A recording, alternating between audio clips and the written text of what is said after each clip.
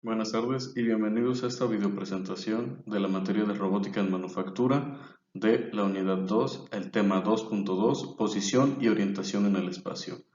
La videopresentación está hecha por Cancino Hernández Adaí, Carvajal Valdivia Harold Rafael y un servidor, Bernardo Legario Morales.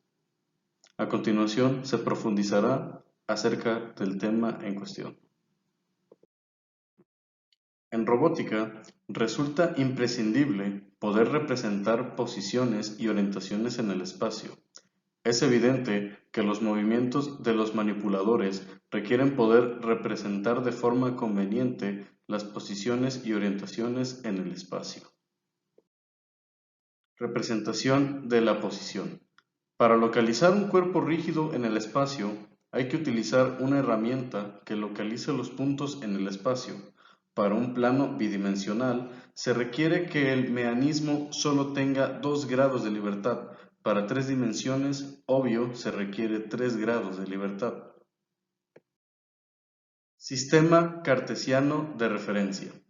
Normalmente los sistemas de referencia se definen mediante ejes perpendiculares entre sí, llamados ejes cartesianos. Coordenadas cartesianas. Para trabajar en un plano cartesiano, cuyos componentes son x, y, entonces cualquier punto en ese par de ejes considerado sea un vector cuya posición se representa pxy y que inicia en el origen 0. Para el caso de 3 dimensiones, las componentes del vector P serán x, y, z. Coordenadas polares. Para trabajar en un plano es posible caracterizar la localización de un punto o un vector P respecto a un sistema de ejes cartesianos de referencia XY utilizando las coordenadas polares P, R, θ, donde R es el radio o la distancia del origen al punto P y θ es la apertura con respecto a un plano X que es referencia de 0 grados en estas coordenadas. Coordenadas cilíndricas. En caso de trabajar con 3 dimensiones, un vector P se podrá expresar con respecto a un sistema de referencia x, y, z mediante coordenadas cilíndricas P, R, θ, z. Las componentes r, θ tienen el mismo significado en el caso de coordenadas polares aplicado sobre el razonamiento del plano XY, mientras que la componente z expresa la proyección sobre el eje z del vector P. Coordenadas esféricas. También es posible utilizar coordenadas esféricas para realizar la localización de un vector en el espacio de 3 dimensiones, utilizando el sistema de referencia x, y, z. El vector P tendrá como coordenadas esféricas r, θ, alfa, donde el componente r es la distancia del origen o hasta el extremo del vector P.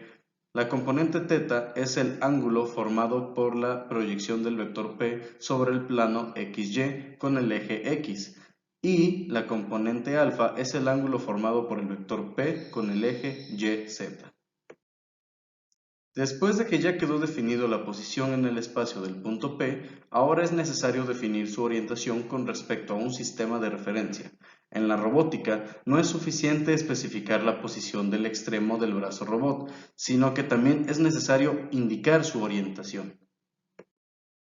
Para poder describir de manera sencilla la orientación de un objeto respecto a un sistema de referencia, se debe asignar al punto de un nuevo sistema.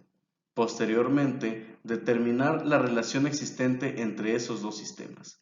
Esa relación será la posición y orientación del sistema asociado al objeto respecto a la referencia.